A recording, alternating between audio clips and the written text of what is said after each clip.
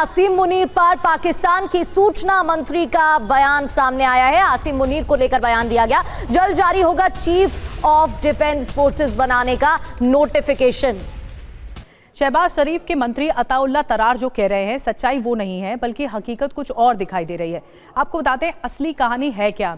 Munir versus Shahbaz notification पर बवाल मचा हुआ है। अब देखिए, खबर ये है कि आर्मी चीफ के तौर पर आसिम मुनीर का कार्यकाल खत्म हो रहा है और चीफ ऑफ डिफेंस फोर्सेस के पद पर उनका प्रमोशन हुआ था। मुनीर के प्रमोशन का अब तक नोटिफिकेशन जारी नहीं हुआ है। क्यों हो रही है देरी, ये बड़ा सवाल है। शहबाज शरीफ निजी काम से लंदन में इस वक्त मौजूद हैं। वो वापस नहीं लौटे पाकिस्तान, तो मुल्क में वापस नहीं लौटे, तो रविवार को वो लौटने वाले थे, अभी तक नहीं लौटे। जरूरी बात यह है कि शहबाज मुनीर को 5 साल का एक्सटेंशन नहीं देना चाहते। मुनीर के पास परमाणु हथियारों की कमान आ जाएगी। मुनीर पाकिस्तान के सबसे ताकतवर शख्स बन जाएंगे और अगर ऐसा हो गया तो फिर मुनीर अपनी चलाएंगे और इसी वजह से इमरान खान के साथ जो अदावत है वो भी आगे और ज्यादा दिखाई देगी।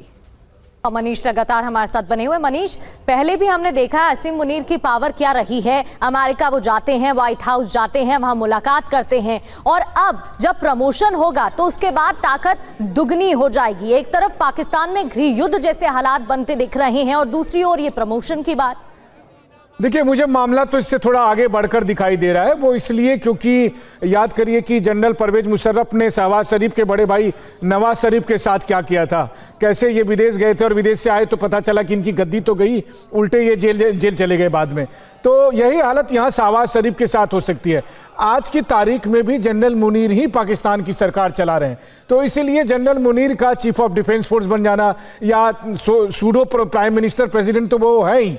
असली बात यह है कि शहबाज शरीफ को लग रहा है कहीं ऐसा ना हो कि मैं भी आऊं और चीफ ऑफ डिफेंस फोर्स के पद पर तैनात होने के बाद वो कहें कि शरीफ साहब अब आप भी वहीं चलिए जहां इमरान खान आपका इंतजार कर रहे हैं। इसीलिए शहबाज शरीफ तो डिले कर रहे हैं अपने विदेश दौरे को। वो दरअसल एसेस कर रहे हैं कि जो पाकिस्तानी सेना के दूसरे ऑफिसर्स हैं वो किस तरह से रिएक्ट कर रहे हैं जनरल मुनीर के इस नए पद ग्रहण को लेकर। अगर वो रिवोल्ट करने की स्थिति में होंगे तो फिर वो देखेंगे कि मुझे किसका साथ देना है, क्योंकि आखिरकार वो ये बात समझ रहे हैं कि अगर कहीं गलती से तख्ता पलट हो गया, चाहे जनरल मुनीर करे या कोई दूसरा करे, तो मारे तो वो भी जाएंगे। तो बहुत कुछ यहां पर खेल चल रहा है पर्दे के पीछे, जिसको विदेश यात्रा के नाम पर अभी छुपाया जा रहा है या इमरान खान के नाम पर डाइवर्ट किया जा रहा है। ठीक, बहुत बहुत धन्यवाद आपका मनीष, ये पूरी चर्चा के लिए। अब देखना ये होगा कि पाकिस्तान की खलबली कब तक थमती है।